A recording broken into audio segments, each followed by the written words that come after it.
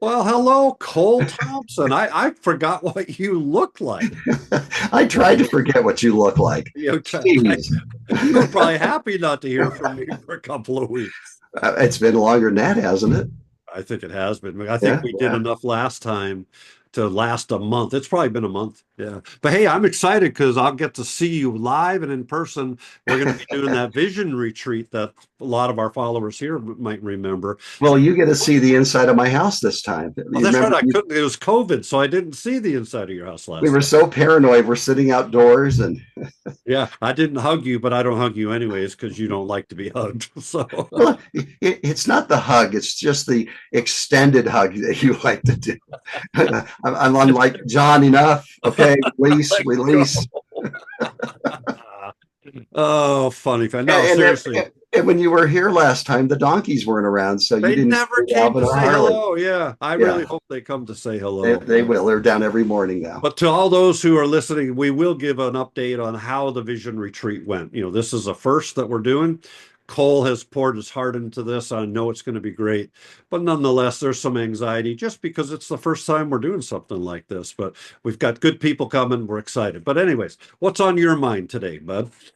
Well, what's on my mind is kind of we'll segue from the retreat. I've wanted to do that vision retreat for some time, and uh, the reason I wanted to do it was because I had wasted so many years of my life wandering in the wilderness, Yeah. not knowing who I was photographically, imitating others, trying to win likes, and I was just dissatisfied that I didn't know what was wrong.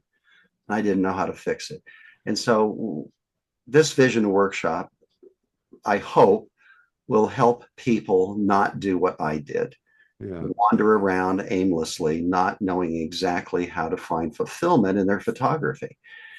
So, anyway, that's why we're doing that. And the reason we do this YouTube video is not for the big checks, although those are nice. I You mean, don't like the 3 cents you got last month?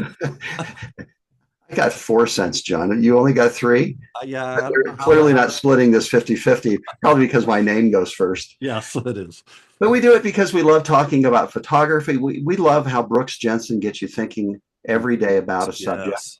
And we are kind of doing the same thing. Yeah. And I really want to point out that we're offering our point of view. Ah, It is not what we're saying you ought to do, although it might sound that way sometimes about when I'm talking about photographic celibacy. Somebody might get the wrong idea that I'm saying everyone should do that. right.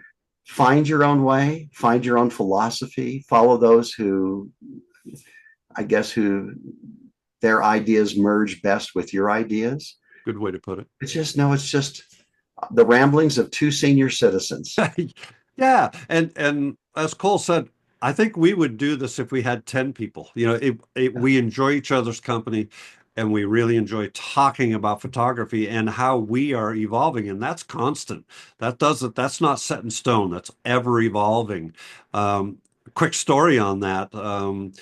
I've found myself saying in a lot of my lectures recently, and this show helped me to rethink my position, and that is that we don't make images, that we don't take images, that we are taken.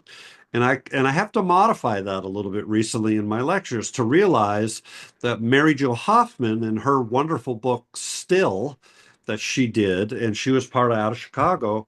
Well, guess what? She does very intentionally create images, meaning that she goes out into the wilderness and finds stuff and organizes them and then photographs them. The book is astounding. It's phenomenal.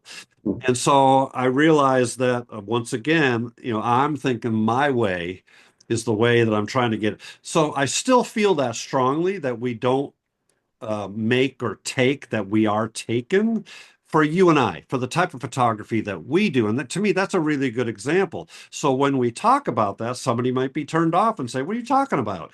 I'm a portrait photographer. Of course, I set things up to make them look right. You're right. You do. Right. So that helps me to get a different point of view. And I had a similar epiphany regarding rules recently. I was talking with a group and I realized that in that group were a lot of photographers, people whose goal is to document. Right. Some are vacation photographers, some just wanted to do better family pictures. And the rules for those people might be useful. Yes. But as you become perhaps a fine art photographer, rules become less important.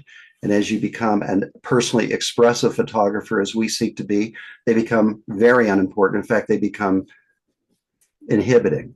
So Right. it depends where you're at and what you're trying to do. And so, again, we're two old guys talking about the way we see things today. And like you said, we're growing. Maybe in a year, we're going to say something that conflicts with what we said today. Yeah, absolutely. And just to finish, we're grateful that, I mean, there's over 1,300 people now following this channel. When we started it, we struggled to get it above 100, and we would just joke. And then for some reason, we've got over 1,300 people, and we appreciate you following along, and especially those who make comments, and to get us thinking more so than maybe we had on a particular topic. So thank Yeah. you, and we'll see you in the next episode where we'll talk about the perfect f-stop to get the right depth of field.